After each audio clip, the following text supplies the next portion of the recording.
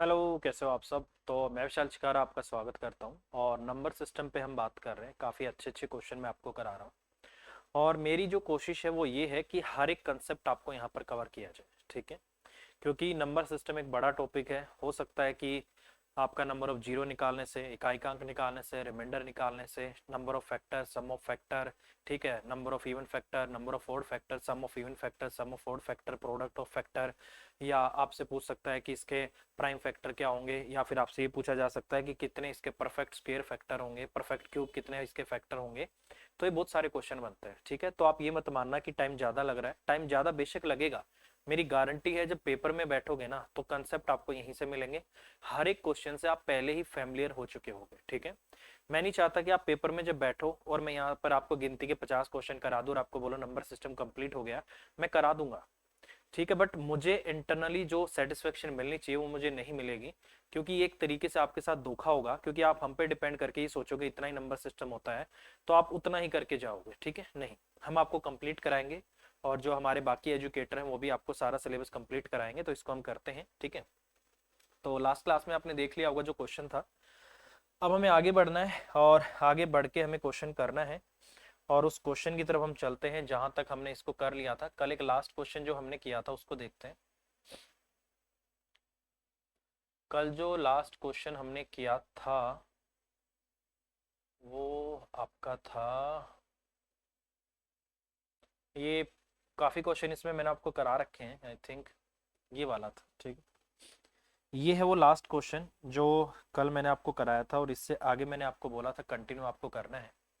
तो इसका तो आंसर आ गया था, आई थिंक नो इसका आंसर आया था और कल शायद हो गया था ये आंसर। हाँ, नो आया था इस क्वेश्चन का आंसर। ठीक है, तो अब हम आगे बढ़ते हैं। आगे बढ़ते हुए चलते हैं कौन सा आपका क्वेश्चन होगा। यहाँ पर जो आपका क्वेश्चन है, नेक्स्ट क्वेश्चन बोला गया है कि 2272 और 875 में एक 3 अंकों की संख्या n को n का भाग देने पर समान आपका शेषफल बचता है, तो n के अंकों का योग क्या है आपको ये बताना है। ठीक है, देखिए, कभी भी अगर क्वेश्चन में आपको ये पूछा जाता है कि मान लो यहाँ पर दो संख्याएं आपको दे रखी है, तीन संख्याएं अगर आपको दे रखी है कि किसी एक संख्या से इनमें भाग किया जाता है तो उनका शेषफल क्या है, बराबर प्राप्त होता है। ठीक है, तो मैं मान लेता हूँ कि आपका जो शेषफल आपका x है, तो हर एक संख्या कितनी हो जाएगी, 2272 माइनस एक्स, 875 माइनस एक्स। वो आपका कंप्लीट नहीं हो सकता क्वेश्चन।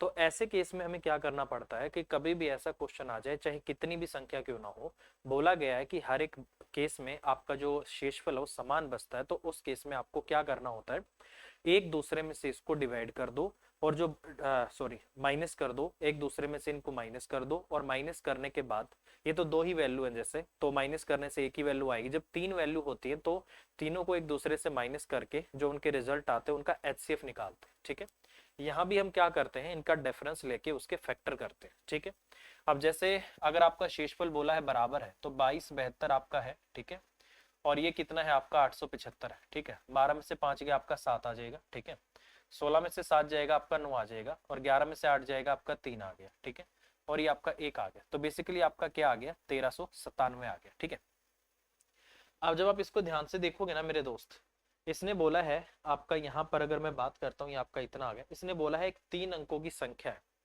तो अब आपको इसको ऐसे फैक्टर करने होंगे कि एक तो इसमें कम से कम इसकी 3 अंकों की संख्या आनी चाहिए, दूसरी कोई भी आ सकती। ठीक है, तो जब मैंने इसको ध्यान से देखा तो बेसिकली आप इसको ध्यान से देखोगे तो लास्ट में अगर आप 7 लेकर आना चाहते हो तो 7 कैसे आ सकता है, अगर मैं 1 को 7 से गुना कर दूं तो मेरा कितना आ सकता है, 1 गुना 7 मेरा 7 आ सकता है। ठीक है, तो जब आप इसको ध्यान से देखोगे तो आप 11 को और 127 को जब यहाँ से गुना करोगे तो बेसिकली आपका इतना ही आएगा, 11 से 77 7 आ गया, 11 दूनी 22 और 7 आपका 29 आ गया, 9 आ गया, एक कैरी हो गया, 11 एकम 11 और 2 आपका 13 हो गया।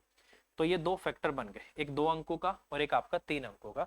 कह रहा कि 3 अंकों वाली का जोड़ बताओ, तो 1 जमा 2 और जमा आपका 7, 7 और 3 कितना हो गया आपका 10। तो क्या आ जाएगा, उसके 3 जो अंकों की संख्या है उसके अंकों का जो जोड़ होगा वो आपका क्या आ जाएगा, 10 आ जाएगा। तो आपको हमेशा ऐसे ही क्वेश्चन करना है। ठीक है, सिंपल है, मेरे हिसाब से आपको समझ आ गया होगा।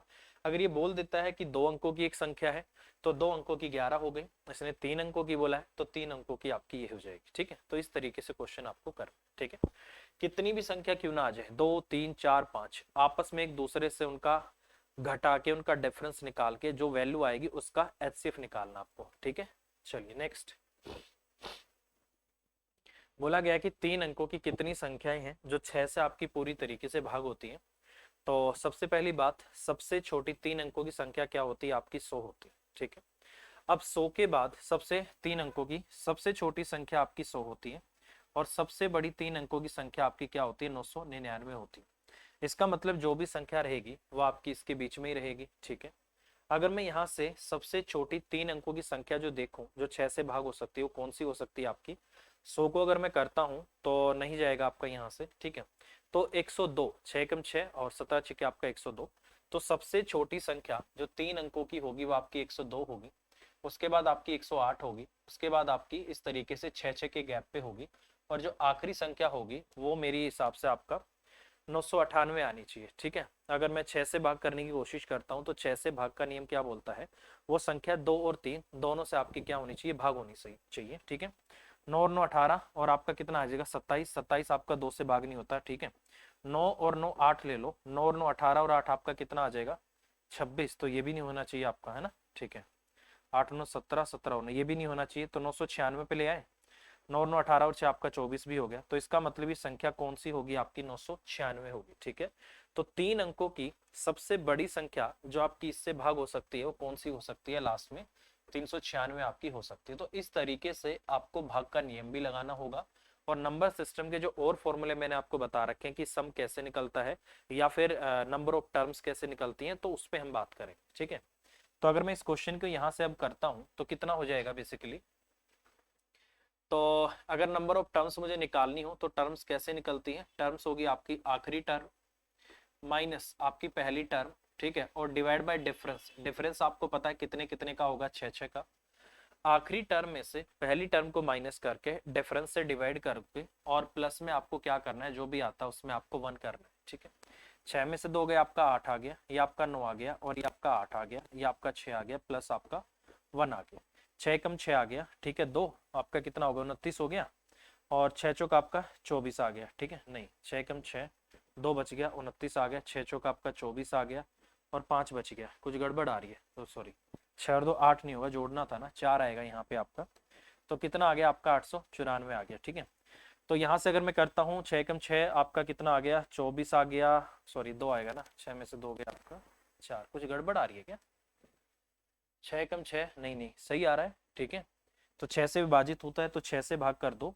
तो गड़बड़ क्या कर रहे हैं हम? गड़बड़ हम कुछ नहीं कर रहे भाई। 6 में से 2 गया आपका 4 आ गया, ये 9 आ गया, 9 में से आपका ये आपका 6 आ गया, प्लस आपका 1 करना है। 6 कम आपका 6 हो गया, आपका 29 आ गया, ठीक है। उसके बाद अगर मैं इसको यहाँ से करता हूँ तो 6 चौक 24 आ जाएगा, 6 निम आपका 54 आ जाएगा, और प्लस आपका 1 है। तो इसका मतलब कितनी होगी आपकी? 150। तो मुझे लगता है 150 आपके क्वेश्चन का आंसर आ जाएगा। तो इसमें कितनी ऐसी टर्म है 3 अंकों की, कितनी ऐसी संख्या है जो बेसिकली 6 से क्या होती है? आपकी भाग होती है। तो 6 से भाग का नियम बोलता है कि वो संख्या 2 और 3 दोनों से आपकी डिविजिबल होनी चाहिए, तभी वो संख्या आपकी 6 से भाग होती है। तो ये भाग का नियम भी हम लगाएंगे और उस तरीके से भी हम इसको कर सकते हैं, ठीक है। चलिए नेक्स्ट, आगे है, बोला है कि 2 अंकों की एक संख्या के अंकों का स्थान बदलने पर बनी संख्या का वास्तविक संख्या में जोड़ने पर प्राप्त परिणाम हमेशा किससे भाग होगा? ये आपसे पूछा गया है। ये नंबर सिस्टम में काफी बार आता है ये क्वेश्चन, और ये 2 तरीके से आता है। अगर आपके पास कोई 2 अंकों की संख्या है, अगर उसके अंकों को पलट देते हैं और उनको जोड़ते हैं तो वो संख्या हमेशा 11 से डिविजिबल होती है। अगर किसी संख्या के अंकों को पलट देते हैं और उनका डिफरेंस करते हैं तो वो संख्या हमेशा किससे डिविजिबल होती है? 9 से डिविजिबल होती है। ये क्वेश्चन आपका काफी बार आया हुआ है और आपको इसको करना होगा, ठीक है। जैसे कोई भी 2 अंकों की संख्या आप कैसे मानोगे? जैसे 10y और प्लस आपका x, ये मेरी 2 अंकों की संख्या है, ठीक है। इसको हमने क्या कर दिया? रिवर्स कर दिया। जैसे ही रिवर्स करूंगा ये बन जाएगी जैसे आपका 10x और प्लस आपका y, ठीक है। तो ये आपकी दूसरी आ गई। कह रहा है इन दोनों को जोड़ लो। मैंने दोनों को जोड़ा, 11x हो गया, 11y हो गया, 11 कॉमन ले लेता हूं तो x प्लस क्या आ गया? y आ गया, ठीक है। तो इसका मतलब वो जो संख्या होगी इनको पलटने से और उनको जोड़ने से जो संख्या आएगी वो हमेशा 11 के मल्टीपल में होगी, और 11 का मल्टीपल चाहे कुछ भी हो, 11 22 44 33 66 55 कुछ भी आ जाए, तो 11 से पूरा कटेगा तो वही आ जाएगा। तो इसका मतलब ये पूरी तरीके से आपका क्या होगी? 11 से भाग, ठीक है। एक तो ये है आपका। अगर अंतर वाला आ जाता है तो उसको भी देख लो, कल को अगर आ जाए, ठीक है, क्योंकि वो क्वेश्चन आया हुआ है तो मुझे याद आ गया, ठीक है। ये तो अंतर का आता है, ये इनका क्या आता है? सम का आता है, ठीक है। अगर अंतर पे क्वेश्चन आएगा तो फिर कैसे करना है, ठीक है। इसका आंसर फिलहाल आपका कितना आएगा, 11 आएगा। अगर अंतर आ जाए तो क्या आपको करना होगा, वही सिंपल सी बात है, संख्या आपकी 10y और प्लस आपका x हो जाएगी, ठीक है। आपने पलट दिया तो 10y सॉरी 10x और प्लस आपका y हो जाएगी, ये आपकी दूसरी टर्म आ गई। बोला है अंतर ले लो, जैसे ही आप अंतर लोगे इसमें से 10y में से y जाएगा 9y आ गया, और x में से 10x जाएगा तो माइनस का आपका 9x आ जाएगा, और यहाँ पर ही आपका 9 कॉमन आ जाएगा, और इसको उल्टा करना पड़ेगा, 9 इंटू में y माइनस आपका x आ गया, ठीक है। इसका मतलब वो संख्या हमेशा क्या होगी, चाहे कुछ भी हो वो 9 के मल्टीपल में होगी। अगर अंतर आपको दे रखा है तो वो संख्या हमेशा 9 से भाग होगी, अगर सम की बात कर रहा है तो संख्या हमेशा आपकी 11 से भाग होगी। ये आपको याद रखना है, ये मोस्ट इंपोर्टेंट दोनों क्वेश्चन है और कई बार पेपर में आ चुके हैं, ठीक है। चलिए नेक्स्ट, कह रहा है कि एक छात्र को एक भिन्न को 3/5 से गुना करने के लिए कहा गया, लेकिन गलती से उसने भिन्न को 3/5 से भाग दे दिया।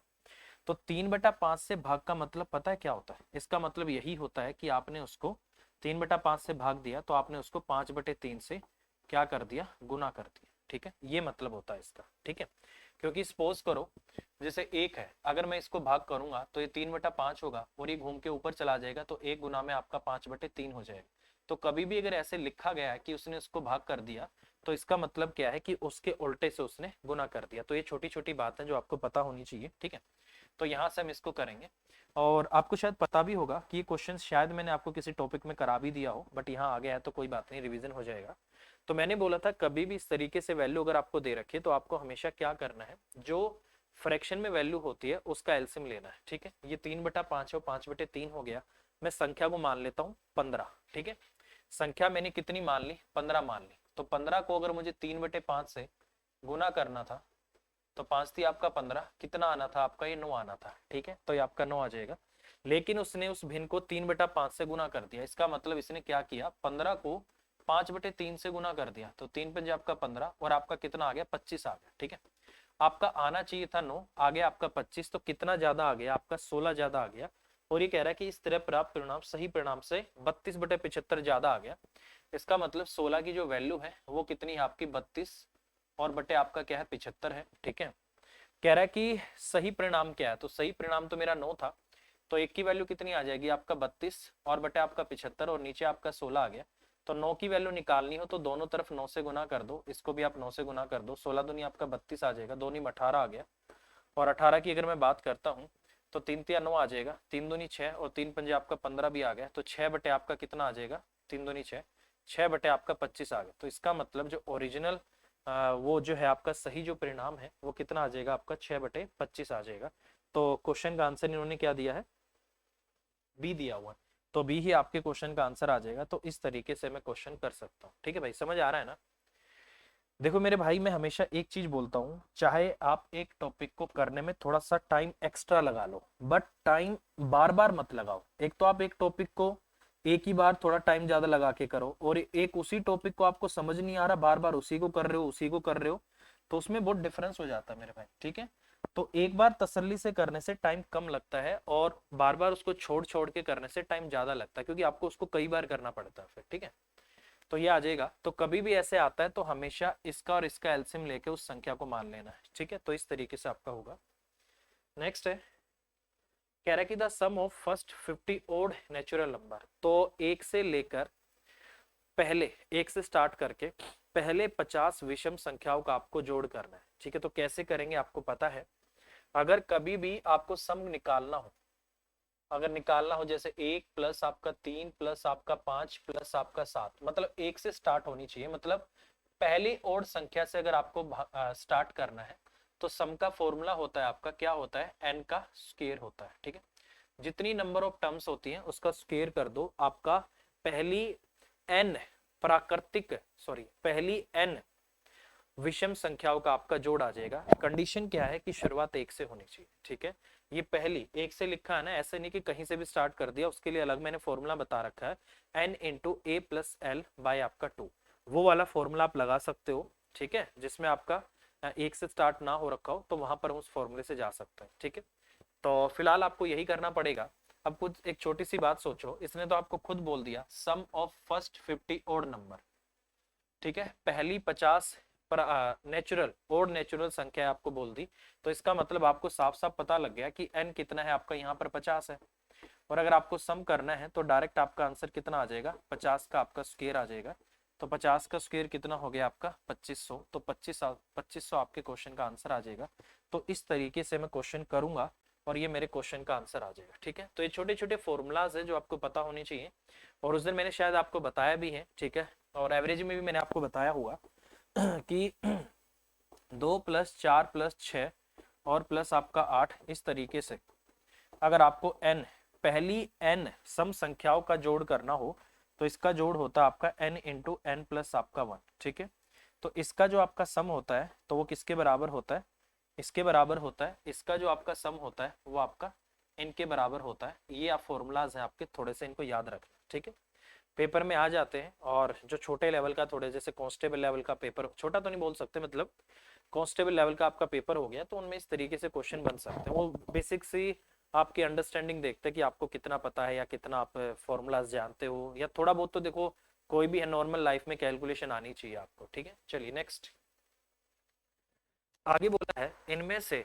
कौन सी संख्या किसी भी प्राकृतिक संख्या का वर्ग नहीं होगी, ये आपको बोलना है। ठीक है, तो देखो यहां से अगर मैं आपको बोलूं कि हर एक संख्या को आप अंडर रूट करके आप चेक करो कि ये किसी ना किसी का स्क्वायर है कि नहीं है, तो मुझे लगता है वो तो बेवकूफ़ी होगी उस तरीके से आपको बताना। तो एक तरीका हम थोड़ा सा खोज लेते हैं कि आसानी से इसको कैसे किया जा सकता है, वो खोज लेते हैं एक बार। ठीक है,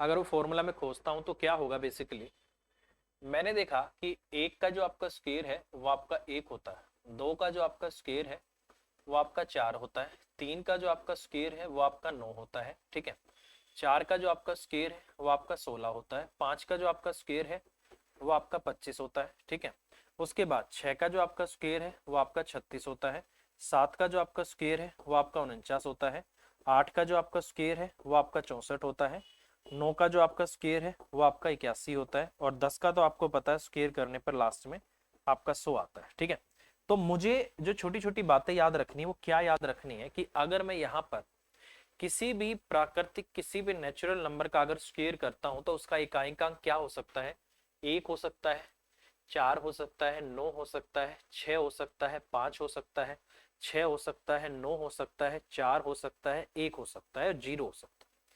तो ऐसा कौन सा नंबर है जो किसी का स्क्वायर करने से आपका यहाँ पर नहीं आ सकता, एक बार उसको देख लो। ठीक है, तो मुझे ना तो यहाँ पर 2 दिख रहा, ना मुझे 3 दिख रहा, ना मुझे 7 दिख रहा, और ना ही मुझे 8 दिख रहा है। ठीक है, तो इसका मतलब किसी भी नंबर का स्क्वायर करने से उसके लास्ट में कभी भी 2, 3, 7, 8 नहीं आ सकते। ठीक है, ये कभी भी नहीं आएंगे। किसी भी, कोई भी नंबर अगर किसी भी वैल्यू का परफेक्ट स्क्वायर है तो उस परफेक्ट स्क्वायर का इकाई का अंक कभी भी 2, 3, 7, 8 नहीं हो सकता। ठीक है, तो अगर मैं यहां से इस कंडीशन को देखता हूं तो 6 आपका हो सकता है, 5 आपका हो सकता है, 1 आपका हो सकता है। मैंने देखा 2 किसी भी नंबर के परफेक्ट स्क्वायर का इकाइकांक नहीं हो सकता है, तो इसने यही बोला है इनमें से कौन सी संख्या किसी प्राकृतिक संख्या का वर्ग नहीं है, तो ये आपके क्वेश्चन का आंसर होगा, ये किसी भी परफेक्ट नंबर का स्क्वायर नहीं हो सकता है। ठीक है, तो ऐसे आपको करना है। ठीक है, चलिए नेक्स्ट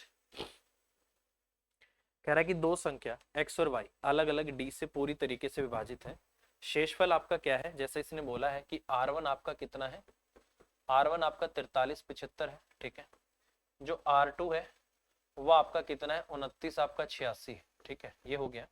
यदि इन संख्याओं के योग को x + y को उसी संख्या d से भाग किया जाता है तो इसने बोला है शेषफल आपका कितना है, 2, 3 और आपका क्या है, 6, 1 है।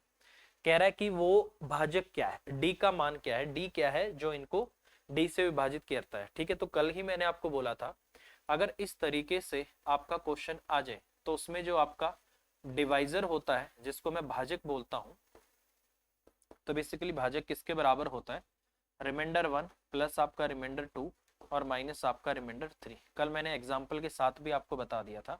ये याद रखना, अगर कभी भी क्वेश्चन में आपको 3 रिमाइंडर दिख जाए और आपसे पूछा गया वो संख्या क्या है, तो पहले 2 रिमाइंडर को आपको जोड़ना है, तीसरे वाले को आपको क्या करना है, जब उनको जोड़ के जब भाग करते हो ना, उन संख्याओं को जोड़ के उसी संख्या से भाग करने पे जो रिमाइंडर आता है उसको उन पहले 2 रिमाइंडर में से, उन पहले 2 रिमाइंडर के जोड़ में से आपको घटाना होता है। ठीक है, तो देख लेते हैं भाई कितना आ रहा है। एक बार यहाँ पर इसको जोड़ ही देता हूँ। ठीक है, 6 और 5 11 आ गया, और 8 और 8 आपका 16 हो गया, और यहाँ 10 और 3 आपका 13 हो गया, 5 और 2 आपका 7 हो गया। तो ये आपका इतना आ गया, इसमें से माइनस कर दो 0 0 0 और 7 में से 2 गया 5।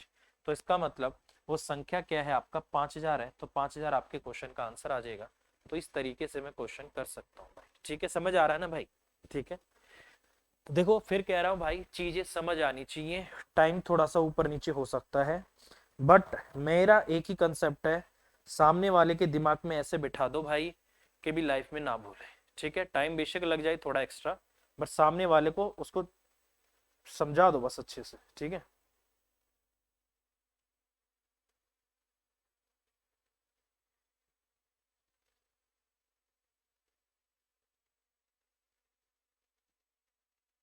चलिए अभी कंटेंट आपको मिलेगा। अभी अपडेट होके मैं एक नए अच्छे फॉर्मेट में कंटेंट टाइप करा रहा हूँ, कलरफुल जैसे कि होता है, तो वो आपको मिलेगा, तो उस पर भी हम बात करेंगे। ठीक है,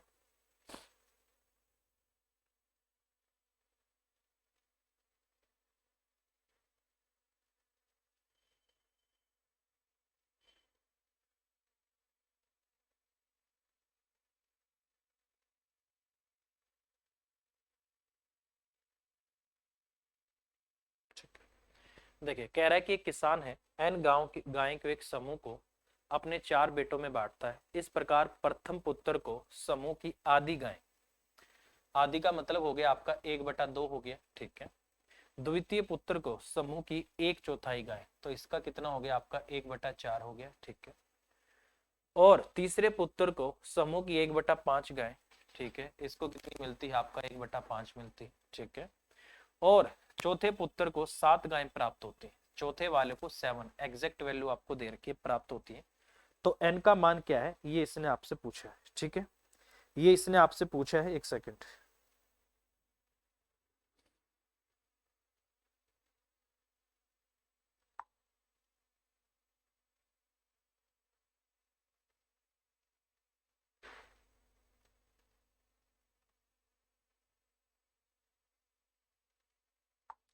ठीक है, तो ये है आपका। तो मैंने बोला था कभी भी अगर ऐसे आ जाता है कि ये इसका पार्ट, इसका ये पार्ट है आपका, ये इसका है, ये इसका, तो इनका एलसीएम लेके एक टोटल वैल्यू निकाल लो। ठीक है, तो मैंने देखा 2 4 और 5। ठीक है, मैंने देखा 2 4 और 5, इसका जो आपका एलसीएम आ रहा है, ठीक है, वो कितना आ जाएगा, यहां से मैं 20 ले लेता हूँ। ठीक है, तो मैंने मान लिया कि टोटल यहाँ पर जो आपकी है, मैंने मान लिया कि टोटल जो यहाँ पर है वो कितनी है आपकी 20 है। ठीक है, उस 20 में से अगर 4 हिस्से में करूंगा तो पहले वाले को इसका आधा 10 मिलेगा, दूसरे वाले को इसका 1/4 5 मिलेगा, इसको इसका 5 चौक आपका 20, इसको कितनी मिलेंगी 4 मिलेंगी। ठीक है, इसको 4 मिल गई, 10 और 5 15 और 4 19, तो इसके हिस्से में कितनी रह गई, एक रह गई। ये कह रहा है नहीं एक नहीं है 7 है। ठीक है, इसने बोला नहीं भैया एक नहीं है 7 है, तो इसका मतलब टोटल जो मेरा एक आ रहा है ये क्वेश्चन 7 बोल रहा है, तो इसका मतलब अगर एक की वैल्यू आपकी 7 आ रही है तो मैंने तो टोटल 20 माना था, तो 20 की वैल्यू कितनी हो जाएगी, एक अगर 7 के बराबर है तो 20 आपका 140 के बराबर हो जाएगा, तो 140 आपके क्वेश्चन का आंसर आ जाएगा। तो n का मान क्या होगा आपका 140। तो इस तरीके से मैं क्वेश्चन कर सकता हूँ भाई। ठीक है, सिंपल है। चलिए आगे चलते हैं। अगर आप इसको एक्स वाई जेड मान के करोगे ना, क्वेश्चन बड़ा लेंथी हो जाएगा, आपको यही मेथड फॉलो करना है। ठीक है, चलिए नेक्स्ट। 3 अंकों की ऐसी संख्याओं का योग ज्ञात करो जिसमें से प्रत्येक को 5 से भाग देने पर 3 शेष बचता है। ठीक है, तो अगर मैं एक बात छोटी सी एक बात निकाल दूं, तो सबसे पहले तो आपको पता होगा 3 अंकों की सबसे छोटी संख्या आपकी 100 होगी। ठीक है, और आखिरी जो 3 अंकों की संख्या वो कितनी होगी आपकी 999 होगी। यही बात है, आपको मानते हो इस बात को? ठीक है, ये तो हो गई 3 अंकों की संख्या। अब इसने बोला है कि 3 अंकों की संख्या जिनमें से प्रत्येक को 5 से भाग देने पर आपका 3 शेष बचना चाहिए। ठीक है, तो इसको अगर आप 3 शेष बचाना चाहते हो तो मुझे एक बात बताओ, 100 तो एक ऐसी संख्या है जो 5 से पूरी तरीके से भाग हो जाएगी। अगर मुझे 3 शेष बचाना तो इसमें हर एक में मैं 3 3 जोड़ लेता हूँ, ठीक है। जैसे 103, 103 को 5 से किया 3 बच गया। फिर आपका 105 है, 105 में 3 जोड़ा 108 आ गया। फिर 113 आ गया, ठीक है, 118 आ गया। तो इसी तरीके से अगर मैं इसको करूंगा तो हर बार आपका 3 शेष बच जाएगा। तो इसका मतलब पहली संख्या कौन सी होगी जो आपकी 5 से भाग होने पे शेषफल 3 देगी, 103 होगी। उसके बाद जोड़ करवाना है ना, 5 है तो ये होगा आपका। अगली आपकी कितनी होगी, 8, 5 5 के गैप पे ही हो जाएगी आपका, 113 हो जाएगी, 8 और 5 13। ऐसे करते करते लास्ट में कौन सी है, 995। 995 पूरी भाग होगी तो ये कितनी हो जाएगी, 998। क्योंकि अगर 998 को 5 से भाग करूंगा तो शेष मेरा आपका 3 बच जाएगा, ठीक है। ये हो गया। तो कह रहा है इसका जोड़ बता दो। तो जोड़ कैसे निकलेगा आपको भी पता है, n इंटू में a प्लस एल और बाय आपका 2, ये इसका सम हो जाएगा। बट उसके लिए सबसे पहले क्या पता हो, नंबर ऑफ टर्म्स तो पता हो कितनी है। नंबर ऑफ टर्म्स कैसे निकलेंगी, वही लास्ट टर्म कितनी है आपकी 998, लास्ट टर्म माइनस आपकी फर्स्ट टर्म और डिवाइड बाय क्या है डिफरेंस, 5 5 का डिफरेंस है प्लस आपका 1 हो जाएगा। 8 में से 3 गया आपका 5 आ गया, ये आपका 9 और ये आपका इतना आ गया, ये 5 आ गया और प्लस आपका 1 आ गया। 5 एकम 5 आ गया, 3 और 39 आ गया, 5 सत्ते 35 आ गया, ठीक है। और 4 5 नहीं 45 और प्लस आपका 180 टर्म ऐसी हैं जो यहाँ पर आ गया। तो n की वैल्यू कितनी है आपकी, 180 है, ठीक है। तो यहाँ पर अगर मैं सम करूंगा तो 180 इंटू में नीचे तो आपका 2 आएगा ही आएगा, इसको जोड़ दो, ठीक है। 8 और 3 11 और 9 और 1 आपका 10 भी हो गया, ठीक है। 9 और 1 10 और 1 आपका 11, इतना हो गया। दोनों में आपका 18 भी आ गया, ठीक है। तो यहाँ से अगर मैं करूंगा लास्ट में 90 आ जाएगा, 0 और ये आपका इतना आ गया। तो इसका मतलब इन सबका जो आपका जोड़ आएगा 990 और 90। तो इसका मतलब ये आपके क्वेश्चन का आंसर आ जाएगा। तो इस तरीके से क्वेश्चन कर सकते हैं, ठीक है। तो क्या होगा, क्वेश्चन का आंसर आपका ये आ जाएगा। और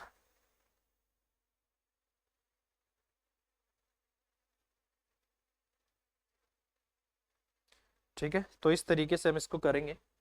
नेक्स्ट है जो क्वेश्चन आपका, अगले क्वेश्चन में बोला गया है कि 3 अंकों की सभी संख्याओं का योग क्या होगा। तो इसको आप खुद से कर सकते हो, वैसे मैं आपको बता दूंगा क्या होगा। और वही सिंपल सी बात है, 3 अंकों की संख्या मतलब पहली संख्या आपकी कितनी होगी, 100 हो गई, फिर आपकी 101 हो गई, फिर आपकी 102 हो गई। तो इस तरीके से है आपकी संख्याएं। और लास्ट में कितना है आपका, 999 है, ठीक है। ये आपकी इतनी है।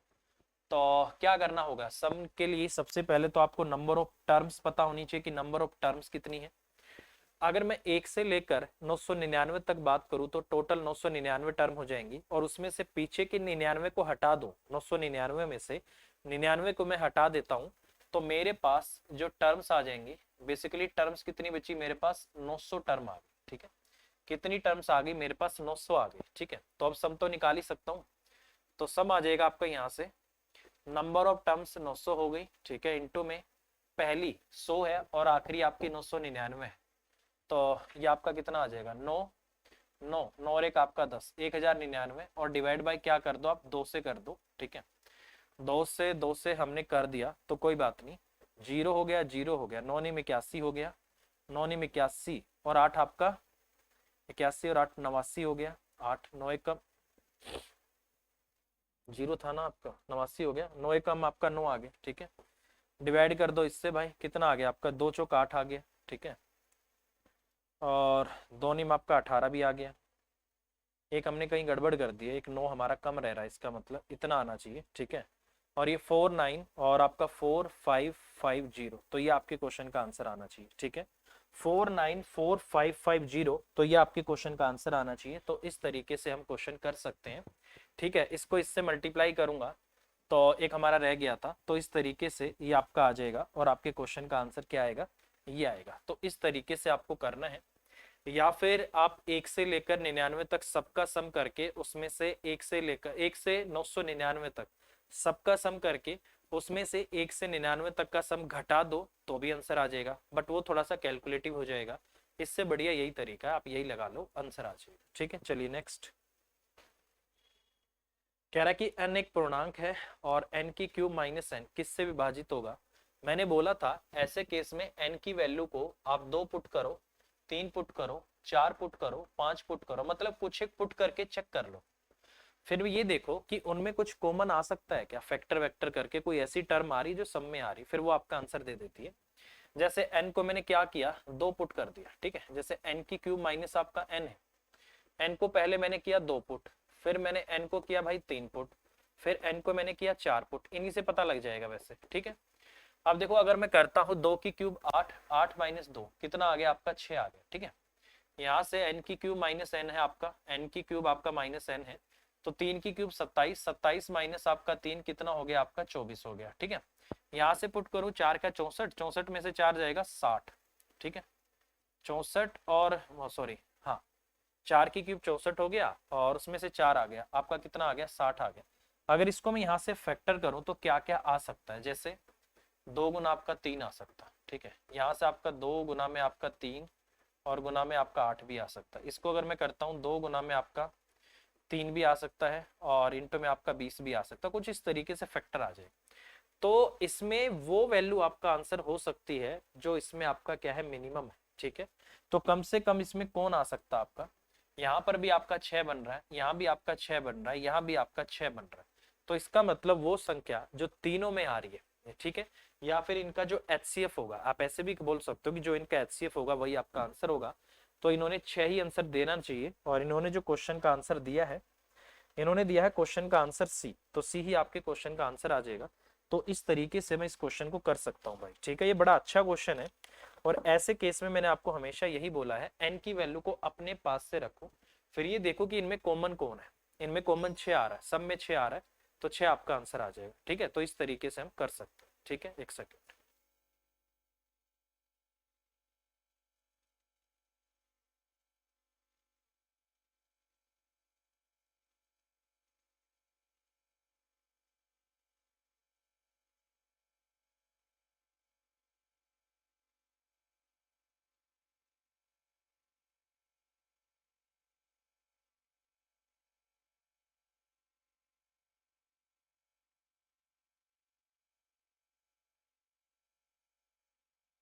ठीक है, तो समझ आ गया होगा, तो इतना हम इसको कर सकते हैं, ठीक है। अब बढ़ते हैं थोड़ा आगे।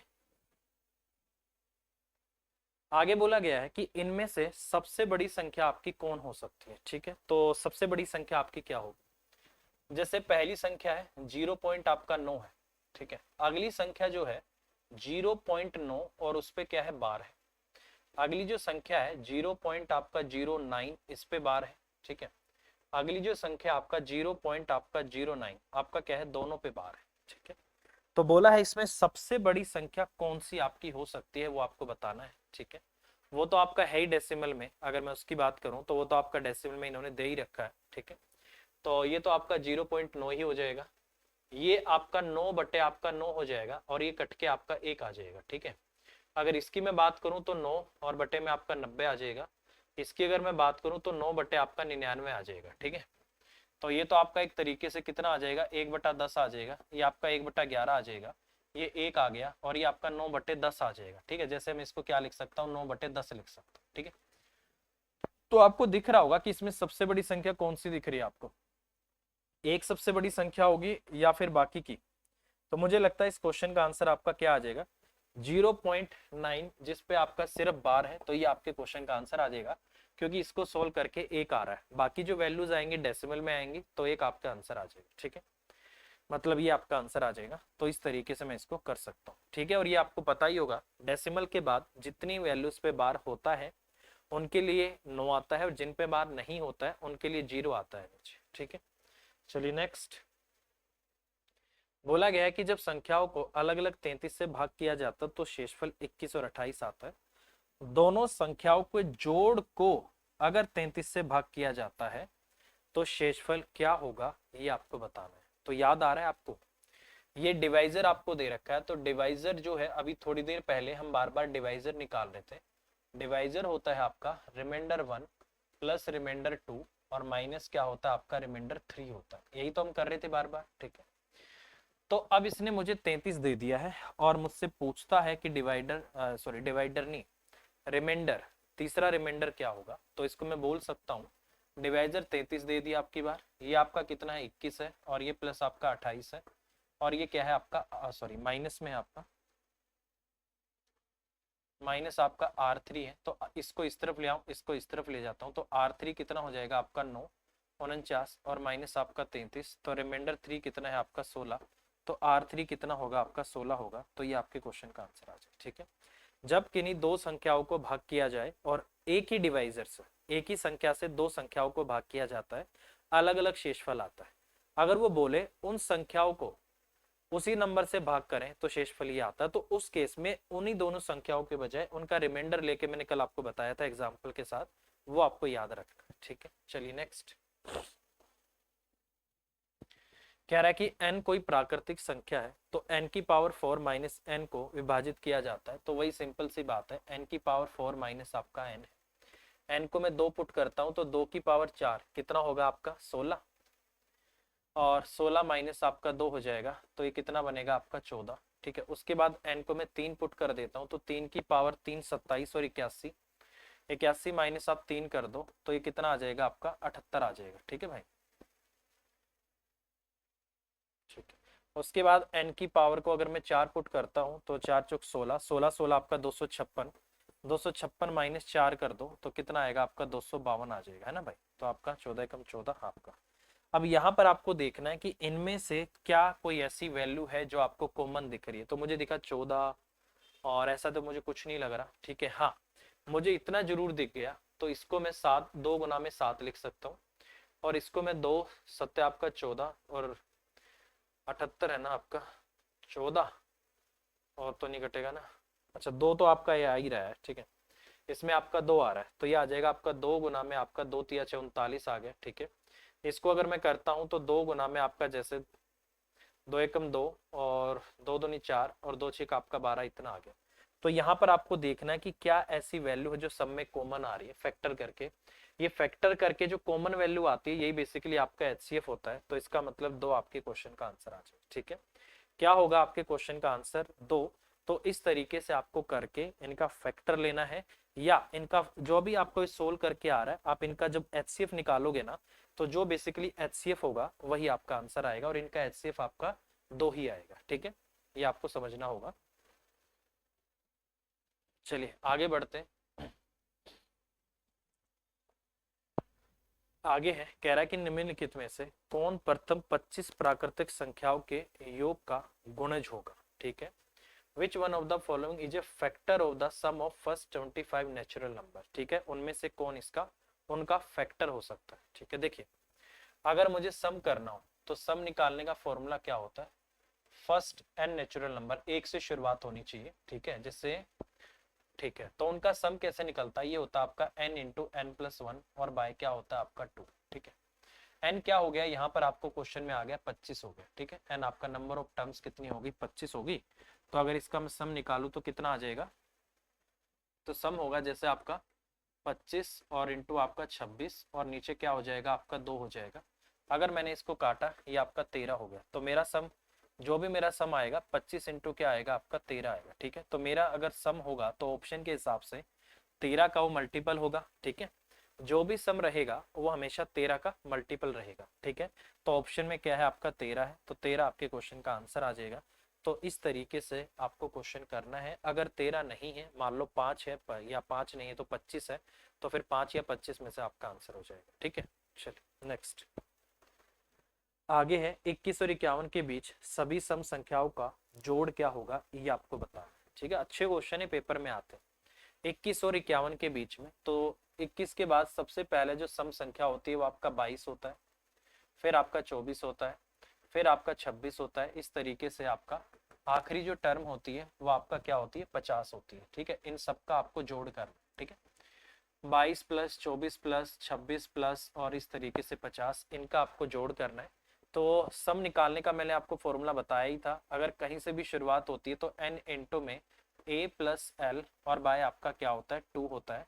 a आपकी क्या होती है पहली टर्म होती है। ठीक है, l क्या होती है आपकी आखिरी टर्म होती है, n क्या होता है आपका नंबर ऑफ टर्म्स होती है, कितनी यहाँ पर संख्याएं हैं वो आपका n होती है। ठीक है, अब अगर मैं यहाँ से n की वैल्यू निकालूं तो n कितना होगा, आखिरी टर्म 50 माइनस पहली टर्म 22, कितने कितने का अंतर होगा, सम संख्या 2 2 के गैप पे होती है 2 और प्लस आपका 1। 50 में से अगर मैं 22 को माइनस करता हूँ आपका 38 आ जाएगा, ठीक है, सॉरी 28 आ जाएगा। 28 बटे आपका 2 हो जाएगा और प्लस आपका 1, 14 प्लस आपका 1 और कितना हो गया आपका 15। तो इसका मतलब नंबर ऑफ टर्म्स कितनी है आपकी 15 है, ठीक है। यहाँ पुट कर दूं तो सम कितना आ गया आपका, सम हो जाएगा यहाँ से आपका 15 और इंटू में 50 और 22 आपका 72 और बटे में आपका 2, 36 दूनी आपका 72 हो गया, 15 छः आपका 90 का 0, 15 3 45 और ये आपका 540। तो इसका मतलब क्वेश्चन का जो आपका आंसर आना चाहिए 540 आना चाहिए और ये ऑप्शन में है भी, तो इसका मतलब ये आपके क्वेश्चन का आंसर हो जाएगा। तो इस तरीके से इसको आपको करना, ठीक है। नेक्स्ट, 4 लगातार सम संख्याओं का जो योग है 748 है, तो उनमें सबसे छोटी संख्या क्या है, ये आपसे पूछा है। तो मैंने बोला था कि कोई भी प्राकृतिक संख्या जो होती है वो एक एक के गैप पे होती है, कोई भी सम संख्या या विषम संख्या हमेशा दो दो के गैप पे होती है, ये मैंने आपको बता रखा है, ठीक है। तो वही कंसेप्ट मैं लगाता हूँ। मान लो पहली संख्या मेरी x है तो दूसरी संख्या मेरी x प्लस में 2 हो जाएगी, ठीक है। जैसे आपकी पहली 2 है, फिर 2 2 4 हो गया, मतलब 2 2 इनमें जुड़ता रहेगा। x प्लस आपका 2 और 2 जुड़ के 4 हो गया, प्लस में x प्लस में और जुड़ के आपका 6 हो गया और ये आपका किसके बराबर है, 748 के बराबर है। तो 4x और प्लस में आपका 6 4 10 2 आपका 12 और ये कितना हो गया आपका 748 हो गया। 4x की वैल्यू वहां से अगर मैं माइनस करता हूँ तो 736 हो जाएगा। x की वैल्यू 4 एकम 4, 4 ठे 32, 4 चौक आपका 16 हो गया। कह रहा है कि उनमें से सबसे छोटी संख्या क्या है, तो सबसे छोटी संख्या जो है आपकी 184 है। तो ये आपके क्वेश्चन का आंसर आ जाएगा। तो इस तरीके से इसको आपको करना है, ठीक है भाई, समझ रहे हो ना। तो ये हो जाएगा आपके क्वेश्चन का आंसर, ठीक है। चलो भाई आगे चलते हैं। कह रहा है कि 3 की पावर 21 को 5 से विभाजित करने पर शेषफल क्या आता है। बार बार बता चुका हूँ, साइक्लिसिटी का कंसेप्ट लगेगा और 3 की जो साइक्लिसिटी होती है 4 होती है, क्योंकि 4 पावर के बाद इकाई का अंक जो होता है वो अपने आप को रिपीट करना स्टार्ट कर देता है। तो इस 21 को क्या करना होता है, 4 से डिवाइड करना होता है। तो अगर इसको मैं यहाँ से डिवाइड करता हूँ तो रिमाइंडर कितना आ जाता है आपका 1 आ जाता है। तो हमें इस 3 की पावर को 1 करना है, तो ये हो जाएगा 3 की पावर 1 और डिवाइड बाय आपका 5, तो 3 बटे आपका क्या हो गया 5 हो गया। भाग नहीं होगा तो यहाँ से जो आपका रिमाइंडर आएगा वो संख्या वही आ जाएगी, ठीक है। तो ये आपका 3 आ जाएगा। तो 3 आपके क्वेश्चन का आंसर हो, ठीक है भाई। चलिए नेक्स्ट। कह रहा है कि एक छात्र को एक संख्या में 6 से भाग देकर उसके भागफल में 12 जोड़ने को कहा गया, ठीक है, लेकिन उसने गलती से पहले संख्या में 12 जोड़ा फिर 6 से भाग दिया, ठीक है। मक्खी मक्खी मक्खी, ठीक है। कह रहा है कि पहले आपको उसने उसने गलती से क्या किया, पहले संख्या में 12 जोड़ा है। मैं मान लेता हूँ संख्या x है, ठीक है। आपने x में पहले 12 से पहले भाग करना था फिर जोड़ना था, आपने पहले जोड़ा फिर भाग किया, x प्लस में 12 और 6 से भाग किया, ठीक है। और करना क्या था, एक संख्या में 6 से भाग करके आपको 12 जोड़ना था, ठीक है। इस तरह उसका जो उत्तर 112 रहा, तो सही उत्तर क्या है आपको बताना है। तो x प्लस में 12 और बटे में आपका 6, ये कितना आ गया आपका 112 आ गया। और आंसर जो आना चाहिए था वो बेसिकली कितना आना चाहिए था,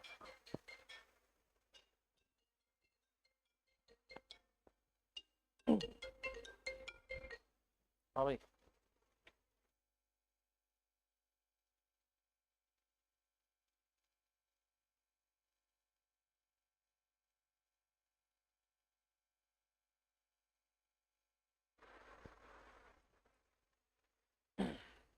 ठीक है। तो उसने गलती से क्या करा, उसने पहले इसको 6 से भाग किया और फिर इसने 12 जोड़ दिया, ठीक है। करना तो ये था, इसने पहले 12 जोड़ के और 6 से भाग कर दिया, ठीक है। तो इस तरीके से आपका आ गया, ठीक है। तो अगर मैं यहाँ से इसको करता हूँ तो अब देखो ये कह रहा है 112 आ गया। तो अगर इसको मैं यहाँ से देखता हूँ तो x प्लस में आपका 12 और बराबर आ जाएगा आपका 12 छिक 72 और ये आपका 672 आ गया। और x की वैल्यू एक तरीके से क्या आ गई आपकी 660। तो x की वैल्यू क्या है आपकी 660 है और आंसर क्या आना चाहिए था 660 और अपॉन में आपका 6 और प्लस आपका 12, ठीक है। तो ये आपका 110 और प्लस आपका 12 कितना होता है आपका 122 होता है। तो इसका मतलब आपका जो आंसर आना चाहिए वो कितना आना चाहिए था, सही उत्तर इसका आपका 122 आना चाहिए था। तो 122 आपके क्वेश्चन का आंसर आ जाएगा, ठीक है भाई। और आंसर एक बार मैच कर देता हूँ, हाँ बिल्कुल सही है, 122 ही आपके क्वेश्चन का आंसर आएगा। तो इस तरीके से हम क्वेश्चन करेंगे, ठीक है मेरे भाई। सिंपल है और मुझे लगता है कि आपको चीजें समझ आ रही होंगी और आसानी से हम इनको कर भी सकते हैं, ठीक है। चलिए आगे बढ़ते हैं अगले क्वेश्चन की तरफ। कह रहा है कि 71 और एक अज्ञात संख्या के गुणनफल में 47 जोड़ा जाता है। इस तरह प्राप्त संख्या को जब 7 से भाग किया जाता है तो 98 प्राप्त होता है। 98 भागफल आता है। ये आपका शेषफल नहीं है, ये क्या है आपका भागफल, कोशेंट है आपका, ठीक है। इस पे जाता है तो अज्ञात संख्या किसका गुणक है ये आपको बताना है, ठीक है। मान लो भाई 71 और एक अज्ञात संख्या का गुणनफल है, तो मैंने मान लिया वो संख्या x है, तो 71 इंटू एक्स आपका 71x हो गया, प्लस में 47 को जोड़ा है, 47 को जोड़ दिया, ठीक है। इस तरह प्राप्त संख्या को 7 से भाग किया, 7 से भाग कर दिया, और भागफल कितना आ गया, इसको काटने से आपका 98 आ गया। तो ये क्वेश्चन में बोला गया है, ठीक है। 71 और अज्ञात संख्या के गुणनफल में 47 जोड़ा गया। इस तरह प्राप्त संख्या को जब 7 से भाग किया जाता है तो 98 भागफल आता है, ठीक है। तो इस तरीके से आपको करना है। तो ये हो जाएगा आपका 71x और प्लस आपका 47 और बराबर हो जाएगा आपका 7 8 56 का 6 हो गया, 5 आ गया, 7 9 63 और 5 आपका 68, तो इतना आ गया, ठीक है। 71x की वैल्यू अगर यहाँ से आएगी तो 16 में से 7 गया आपका 9 आ गया, और 7 में से 4 गया आपका 3, 639 आ गया। तो x की वैल्यू कितनी आ जाएगी आपका, ये 9 आ गया। तो x का मान क्या आ गया आपका, 9 आ गया। कह रहा है कि अज्ञात संख्या किसका गुणक है, तो अज्ञात संख्या जो आपकी आई है वो आपका 9 आ गई। अगर ये 9 आ गई तो ये बेसिकली किसका गुणक है आपका, 3 का। तो इसका मतलब 3 आपके क्वेश्चन का आंसर होगा, और इन्होंने भी क्वेश्चन का आंसर आपको 3 दे रखा है, ठीक है। तो 3 हो जाएगा आपके क्वेश्चन का आंसर, ठीक है। चलिए नेक्स्ट।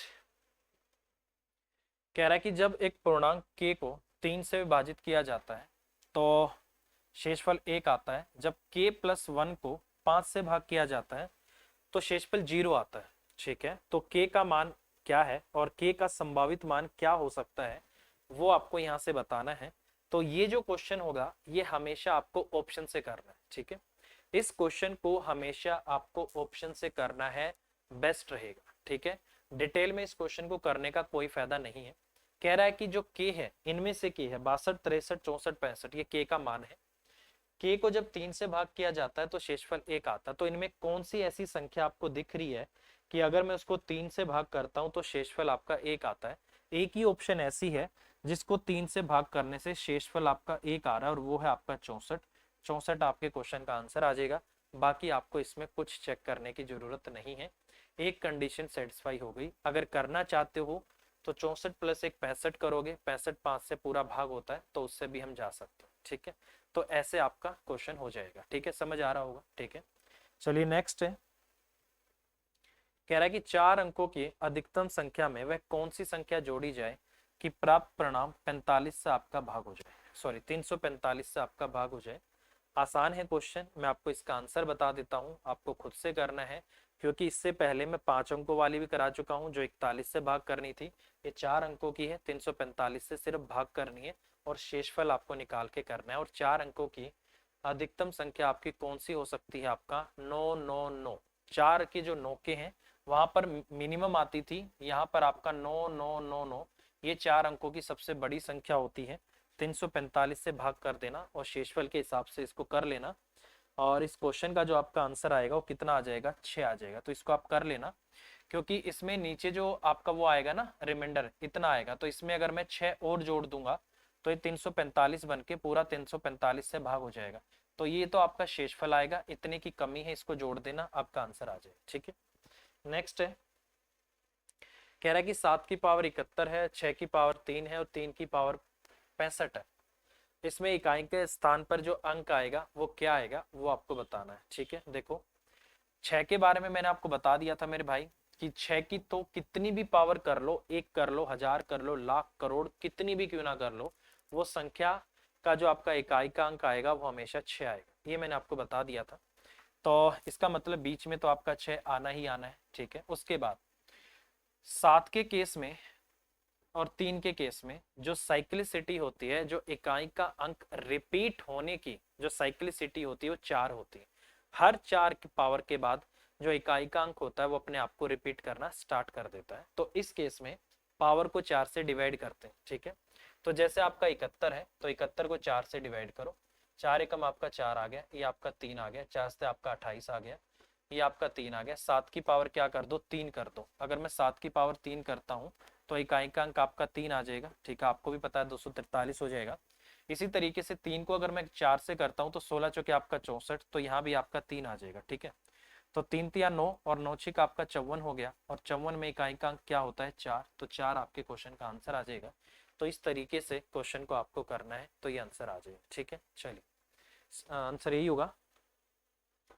इन्होंने जो क्वेश्चन का आंसर दिया है भाई, मैच करते हुए चलते हैं। इन्होंने क्वेश्चन का आंसर 4 ही दे रखा है, तो 4 आपके क्वेश्चन का आंसर आ जाएगा। तो इस तरीके से आपका होगा। ठीक है, समझ आ गया होगा, इसमें कोई डाउट नहीं है, बिल्कुल आसान था और आपको समझ आ गया होगा। ठीक है, नेक्स्ट है, हाँ एक चीज और याद रखना भाई, अगर यहाँ पर मान लो 64 आ जाता, पावर 64 होता, तो आप बोलोगे सर 64 तो 4 से पूरा कट जाएगा। अगर कभी भी पावर ऐसी आ गई कि उसकी साइक्लिसिटी 4 है और वो पावर 4 से पूरी कटती है, तो उस केस में इकाई का अंक वो होता है जो चौथी पावर पे होगा। जैसे 3 की पावर 4 पे जो इकाई का अंक होगा वही इकाई का अंक होगा, मतलब फोर्थ पावर पे जो 4 से पूरा भाग होता है, तो फोर्थ पावर पे जो इकाई का अंक होगा वही आपका इकाई का अंक आएगा। ठीक है, चलो एक अगला क्वेश्चन है, और ये क्वेश्चन अच्छा है थोड़ा सा, इसको मैं सोच रहा हूँ कि आप खुद से एक बार ट्राई करो। ठीक है, और काफी बढ़िया लगा मुझे क्वेश्चन, इसलिए इसको हमने ऐड किया था। तो एक बार चलो मैं बता ही देता हूँ आपको जल्दी से।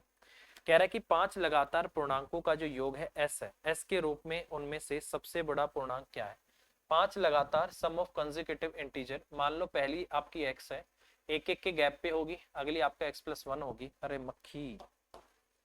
ठीक है, और अगली आपकी फिर क्या होगी, x+1 होगी, x प्लस आपका 2 हो जाएगी। ठीक है, फिर आपकी x प्लस आपका 3 हो जाएगी। ठीक है, उसके बाद आपका x प्लस क्या हो जाएगी, 4 हो जाएगी। ठीक है, ये आपकी आ गई 1 2 3 4, आप 5 हो गई, 5 बार x आ गया तो 5x, 4 3 7 2 9 1 आपका 10, आपका इतना हो गया, और ये किसके बराबर है, s के बराबर है। ठीक है, तो अगर मैं यहाँ से 5x की बात करता हूँ तो कितना हो जाएगा आपका, s माइनस आपका 10 हो गया, तो x की वैल्यू कितनी आ जाएगी, s माइनस आपका 10, और नीचे क्या आ गया आपका 5 आ गया। ठीक है, तो इसने बोला है कि उनमें से सबसे बड़ी संख्या s की टर्म में क्या हो, s के रूप में उसका आपको मान निकालना है।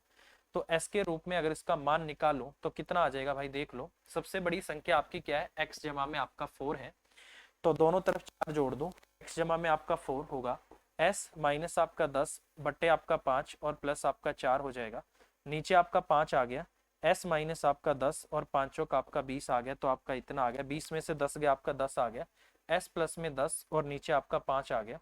इसका मतलब क्या हो गया कि वो जो संख्या आएगी, जो सबसे बड़ी संख्या s की टर्म में होगी, वो d आपका आंसर आ जाएगा। तो इस तरीके से क्वेश्चन आपको करना है। ठीक है भाई, चलिए मान के चलता हूँ भाई की चीजें आपको समझ आ रही होंगी, और आज जितना मैंने आपको कराया है आपको समझ आ गया होगा, तो इसको इतना ही रखते हैं। ठीक है, अगर आपको कोई भी डाउट आता है तो आप हमसे पूछ सकते हो। ठीक है, तो अभी के लिए इतना ही, और कुछ भी डाउट है आप पूछो, आराम से पूछो, हमारी तरफ से बिल्कुल परफेक्ट और एक बेस्ट मेथड के साथ आपको कंटेंट दिया जा रहा है, आप इसको आराम से करो। ठीक है, चलिए अभी के लिए इतना ही, all the best, bye bye, take care, thank you, लगे रहिए, बाय बाय, टेक केयर।